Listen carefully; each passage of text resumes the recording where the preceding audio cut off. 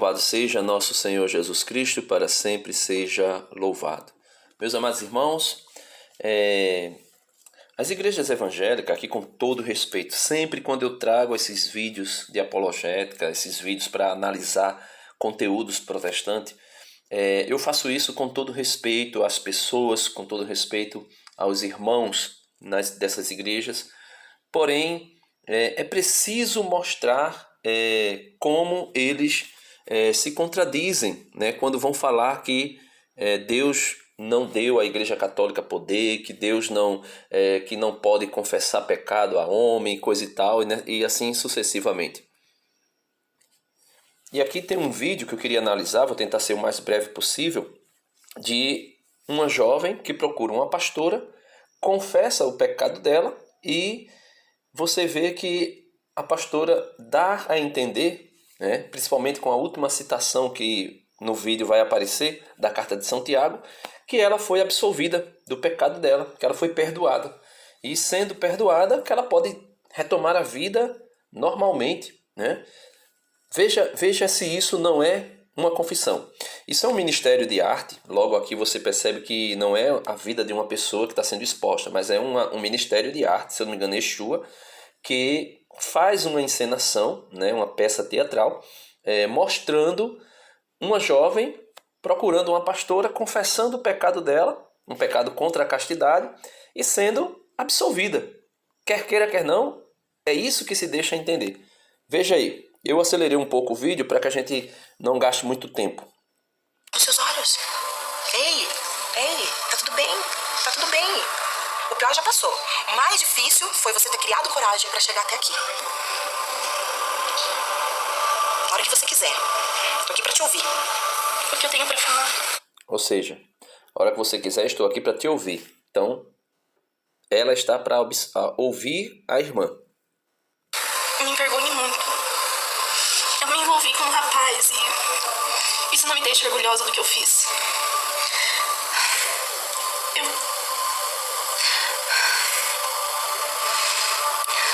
Eu perdi minha virgindade com ele e eu não me orgulho disso. Eu sei que eu errei. Eu me sinto tão imunda, tão suja. Eu não consigo nem mais falar com Deus. Eu não consigo, eu tenho vergonha. Eu tenho vergonha de falar com Deus. Eu não me sinto digna de falar com Ele. Esse rapaz, ele é daqui da igreja ou é de outra igreja? De onde que ele é? Não, ele nem é de igreja. Eu me iludi com ele, a gente saiu, eu bebi e aconteceu. Não era pra ter acontecido. Não era nem pra mim estar lá. Entendi.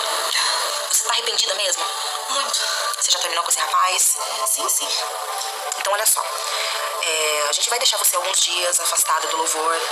Aliás, não vou determinar nem dias, nem meses. O tempo que for preciso pra você se recuperar. Pra você se levantar, tá? Porque os frutos do Espírito, ele tem que ser praticado a cada dia. Mas você tem que crer que você está perdoada. Porque a cada momento que o diabo vier soprar no teu ouvido, te acusando, querer te envergonhar, na hora que você for falar com Deus, é mentira de Satanás. Você pode dobrar o seu joelho, você pode levantar suas mãos para adorar. Você pode continuar adorando a Deus, tá? E eu vou ler mais um versículo pra você, Larissa. Olha só.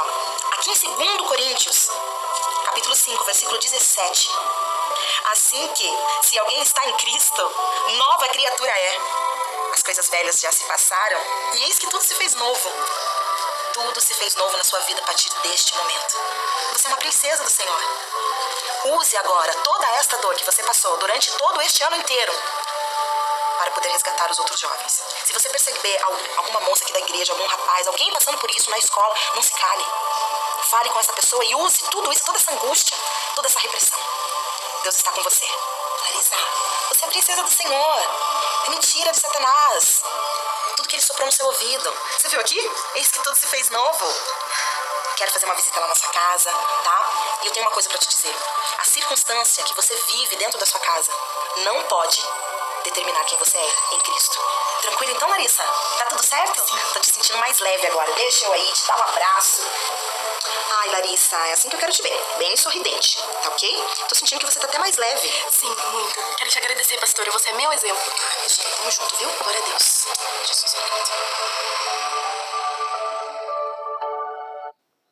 Então aí a gente pode ver, né, nitidamente, e é citado no finalzinho a carta aos Coríntios, mas também no final, concluindo o vídeo, é citado a carta de São Tiago, né, que vai dizer: confessai, pois, os vossos pecados uns aos outros, para serdes curados ou serdes perdoados. São Tiago, capítulo 5, versículo 16. Só, meus amados irmãos, que a gente vê nitidamente que aí é uma espécie de confissão. Também conversando com outras pessoas que eu conheço, que são protestantes, que são de igrejas evangélicas, uma pessoa já me falou, olha, eu fiz a pergunta, quando vocês pecam, quando vocês cometem um pecado, como é que vocês fazem? Né? Aí essa pessoa me disse, não, a gente procura o pastor, diz a ele o pecado, aquilo que a gente fez de errado, né, que desagrada a Deus. Aí o pastor conversa com a gente, nos orienta.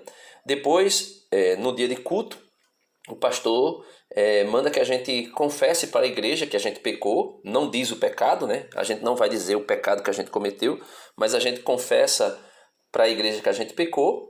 E depois que a gente diz à igreja que a gente pecou, aí o pastor toma a palavra e pergunta se a igreja que está ali reunida nos perdoa em nome de Jesus. E a igreja nos perdoando, a gente volta à comunhão com a igreja. Aí eu pergunto, meus irmãos, isso não é confissão?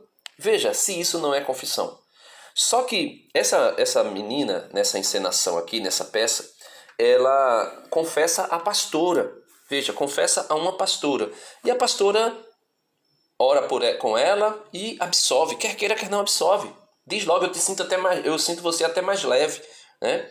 Então, você agora, a partir de agora, você é nova criatura, porque aquele que está em Cristo, nova criatura é. Então, isso é ou não é confissão? É, porém, não é uma confissão válida. Assim como a ceia protestante não é validamente a Eucaristia celebrada. É uma espécie de confissão, eles fazem, acusam a gente de que nós fazemos isso e nós não podemos fazer, porque Deus não deu poder a ninguém para perdoar pecado, mas eles fazem. Eles fazem. E aqui, encerrando o vídeo, ela cita: confessai, pois, vossos pecados uns aos outros, para serdes curados ou serdes perdoados. São Tiago, capítulo 5, versículo 16. Só, meus irmãos, que esse confessai não é eu confessar aos irmãos. Porque existe, sim, um ato de confessar o irmão e perdoar também o irmão. É aquela reconciliação comunitária que pode acontecer um com o outro. Ou seja, um pecado pessoal. Eu cometo um pecado contra alguém, ou alguém comete um pecado contra mim, e a gente pode se reconciliar, né? Se perdoar. E Jesus vai dizer que quem não perdoa, não será perdoado. Ensinando o Pai Nosso, capítulo 6 de São Mateus, ele vai dizer, quando orar, dizei, perdoa as nossas ofensas, assim como nós perdoamos a quem nos tem ofendido. Aí Jesus vai dizer, no finalzinho do Evangelho, pois quem não perdoar, não será perdoado. São Mateus, capítulo 5, ainda diz, sede misericordiosos, né, uns com os outros. Bem-aventurados os misericordiosos, porque alcançarão misericórdia. Tudo bem, isso aí é um pecado pessoal, uma pessoa contra outra, o irmão que ofendeu o outro irmão. Mas o pecado, a absolvição, a reconciliação com Deus não pode ser feita com qualquer pessoa ou por qualquer pessoa, mas sim com ministros ordenados. Ela usou São Tiago 5,16 aí concluindo o vídeo, que diz: confessai os vossos pecados uns aos outros e orai um pelos outros para serdes curados ou perdoados. Só que veja o versículo 13. Unção dos doentes. Alguém entre vós está triste? Reze. Está alegre? Cante. Está alguém enfermo? Chame os sacerdotes ou os presbíteros da igreja ou os anciãos da igreja. E estes façam oração sobre ele, sobre o doente, ungindo-o com óleo. Jesus ordenou aos seus apóstolos, quando os enviou em missão, a ungir com óleo para curar os enfermos. Orai, a oração da fé salvará o enfermo, e o Senhor o restabelecerá. Se ele cometeu pecados, veja, se ele cometeu pecados, lhe serão perdoados. Como? Confessando os vossos pecados Confessai os vossos pecados uns aos outros e orai um pelos outros para serdes curados. Então, é os presbíteros, não é qualquer pessoa, não é simplesmente uma pastora ou um pastor. Primeiro que não existe pastora, né? Primeiro que não existe presbítera, né? Não existe pastora, existe pastor. E esse pastor não é os pastores das igrejas evangélicas, porque eles não foram ordenados validamente. Lutero rompeu com a igreja, Lutero foi excomungado da igreja. E sendo excomungado, Lutero não poderia mais ordenar ninguém. Se ele estava fora da comunhão da igreja, então ele já não podia exercer o papel de presbítero. E ele muito menos poderia ordenar outros presbíteros. E ela vai dizer, usando 2 Coríntios 5, verso 17, todo aquele que está em Cristo é uma nova criatura. Passou o que era velho, eis que tudo se fez novo.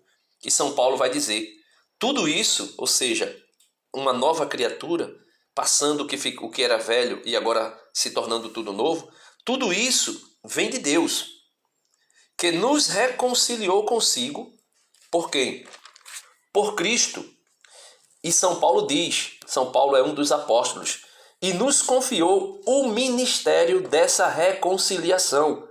Esse ministério foi dado aos apóstolos, porque Deus que em Cristo reconciliava consigo o mundo, não levando mais em conta os pecados dos homens, e pôs em nossos lábios a mensagem da reconciliação.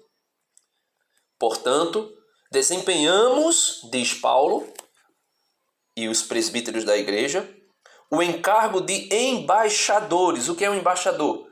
Quando tem uma embaixada do Brasil em outro país, aquele embaixador representa o país, o Brasil, naquele lugar. Então, os apóstolos, os presbíteros, são embaixadores, ou seja, são representantes de Cristo, fazem as vezes de Cristo, reconciliando o mundo a Deus.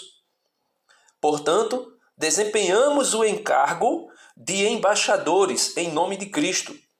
E é Deus mesmo que exorta, por nosso intermédio, em nome de Cristo, vos rogamos, reconciliai-vos com Deus. Aquele que não conheceu o pecado, Deus o fez pecado por nós, para que nele nós nos tornássemos justiça de Deus. Então esse ministério foi dado exclusivamente aos apóstolos, meus irmãos, e aos seus sucessores que o sucederam depois, e também aos presbíteros. Jesus deixa isso muito claro. Veja, São João, capítulo 20, versículo 19. Na tarde do mesmo dia, que era o primeiro da semana, os discípulos tinham fechado as portas do lugar onde se achavam por medo dos judeus. Aí diz que Jesus veio e pôs-se no meio deles. Aí a gente vai para o versículo 21. Disse-lhes outra vez o Senhor, a paz esteja convosco. Como o Pai me enviou, assim também eu vos envio. Como foi que o Pai enviou? Nós acabamos de ver na segunda carta de São Paulo aos Coríntios, para reconciliar o mundo para Deus. E Jesus vai dizer, assim como o Pai me enviou, a mesma coisa ele diz em São Mateus, capítulo 28, versículo 19, toda autoridade me foi dada nos céus e na terra, e como o Pai me enviou, também vos envio, ide por todo mundo fazer com que todas as nações se tornem meus discípulos, aí dá autoridade para batizar, batizando-as em nome do Pai, do Filho e do Espírito Santo, e ensinando-os a observar tudo quanto vos ordenei. Então, aos diáconos, aos apóstolos, Jesus dá autoridade de reconciliação. Versículo 22. Depois dessas palavras, soprou sobre eles, dizendo, recebei o Espírito Santo. Atos dos Apóstolos, capítulo 1, Jesus vai dizer, olha, permanecei em Jerusalém porque vocês receberão o poder do alto. O poder do alto. Quem é o poder do alto? O Espírito Santo que é dado em Pentecostes, capítulo 22. E aqui é um primeiro, podemos dizer assim, um primeiro Pentecoste privado, particular para os apóstolos. E Jesus diz, depois destas palavras, soprou sobre eles, dizendo, recebei o Espírito Santo, ou seja, recebei o poder de Deus. E recebendo o poder de Deus, assim como o Pai me enviou, eu vos envio. Para quê? Aqueles a quem perdoardes os pecados, ser-lhe-ão perdoados. Aqueles a quem os retiverdes, ser-lhe-ão retidos. São Mateus, capítulo 9, né? O Evangelho de São Mateus, capítulo 9, você pode ler aí do 1 ao versículo 8, vai falar de um homem que Jesus diz: os teus pecados estão perdoados. E os escribas, os fariseus, os protestantes daquela época diziam: esse homem está blasfemando, só Deus pode perdoar pecado. E Jesus vai dizer no versículo 6, ora, para que saibais que o Filho do Homem tem na terra o poder de perdoar pecados, levanta-te, disse ele ao paralítico, toma a tua cama e volta para a tua casa. Levantou-se aquele homem e foi para a sua casa. Vendo isso, versículo 8, vendo isso, São Mateus destaca aqui de maneira muito esplêndida. Vendo isso, a multidão encheu-se de medo e glorificou a Deus por ter dado tal poder a quem? Ao Filho do Homem? A Jesus somente? Não. Vendo isso, a multidão encheu-se de medo e glorificou a Deus por ter dado tal poder aos homens. Porque São Mateus deixa destacado por ter dado tal poder, aquele que foi soprado sobre eles, o poder do Espírito Santo, para perdoar os pecados de quem perdoares serão perdoados, e quem retiveres serão retidos, porque Deus deu tal poder aos homens. Portanto, meus amados irmãos, nós podemos ver nitidamente que as igrejas evangélicas é uma cópia, não é a verdadeira, é uma cópia da Igreja de Cristo. Querem ser uma cópia da Igreja de Cristo. Não são a verdadeira Igreja de Cristo. Querem ser a cópia. Ele nos acusa, vocês não podem, não podem confessar pecado a um padre, porque o padre não tem poder de perdoar pecado. Mas aqui nós podemos ver que uma pastora tem. Nem pastora existe, nem pastora foi chamada a ser pastora. A Sagrada Escritura deixa muito claro. Mas, infelizmente, eles vão dizer que pode. Porém, a Igreja Católica não pode. A única Igreja de Cristo não pode. Não pode. Então, aí está a incoerência. Deus abençoe vocês e até o próximo vídeo, se Deus quiser. Um forte abraço e não se esqueçam, curtam o vídeo, se inscrevam no canal, compartilhe e vamos ajudar a evangelizar.